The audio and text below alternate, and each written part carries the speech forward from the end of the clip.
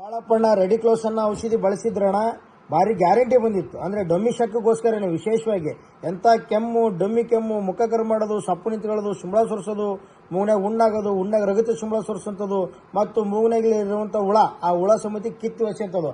ಹಾಗಾಗಿ ಬಳಸಿದ್ರು ಭಾರಿ ಚಲೋ ಬಂದಿತ್ತು, ಗ್ಯಾರಂಟಿ ಬಂದಿತ್ತು. ಹಾಗಾಗಿ ನಮ್ಮ ಅಂಜನಪ್ಪಣ್ಣ ಕೊಡ್ಸಕಂತ ಬಂದಾರ ಮತ್ತು ಅವ್ರ ಜೊತೆಗೆ ಇರುವಂಥ ಸ್ನೇಹಿತರಿಗೆ ಕೊಡ್ಸಕ್ ಬಂದಾರ. ಭಾಳ ಚಲೋ ಬಂದೈತಿ. ಸರಿಸುಮಾರು ಇವಾಗ 450 ಕುರಿ ತೊಗೊಂಡು ಹೊಂಟಾರ ನೋಡ್ರಣ ಇವರು. ಅದೇ ಜೊತೆಯಲ್ಲಿ ಗರ್ಭಾಸೇಫ್, ಈ ಗರ್ಭಾಸೇಫ್ ಅನ್ನ ಕೂಡ ನಮ್ಮ ಬಾಳಪ್ಪಣ್ಣ ಬಳಸಿದ್ದ ಕಳೆದ ಬಾರಿ. ಕಂದ ಹಾಕ್ಬಾರ್ದು ಅನ್ನೋದಕ್ಕೋಸ್ಕರ ವಿಶೇಷವಾಗಿರುತ್ತದೆ. ಈ ಗರ್ಭಾಸೇಫ್ ಏನ್ ಮಾಡುತ್ತಂದ್ರೆ ಒಟ್ಟ ಕಂದ ಕೊಡ್ಸಲ್ಲ, ಮರಿ ಸಣ್ಣ ಕೊಡ್ಸಲ್ಲ. ಈದಿರಂತ ಕುರಿಗಳ ಹಾಲು ಹೆಚ್ಚಾಗತ್ತ, ವಿಶೇಷವಾಗಿ ತೇಕಂಗಿಲ್ಲ.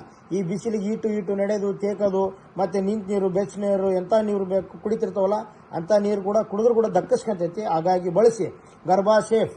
ಆಮೇಲೆ ರೆಡಿ ಕ್ಲೋಸ್ ಅನ್ನೋದು ಕೆಮ್ಮದಕ್ಕೋಸ್ಕರ, ಡಮ್ಮಿ ಶಕ್ಕೋಸ್ಕರನೇ, ಮೂಗ್ನಾಗಲಿರುವಂಥ ಹುಳಕ್ಕ ರಗದ ಸುಂಬಳ, ಬಿಳಿ ಸುಂಬಳ, ಕೆಂಪು ಸುಂಬಳ ಅಂತದಕ್ಕೋಸ್ಕರನೇ ಬರೋಂಥದ್ದು. ಬಳಸಿರೋಣ. ರಿಸಲ್ಟ್ ಚಲೋ ಆಯ್ತಾ? ನಿಮ್ಮ ಹೆಸರಣ್ಣ? ಮಲ್ಲಿಕಾ. ಹಾಂ.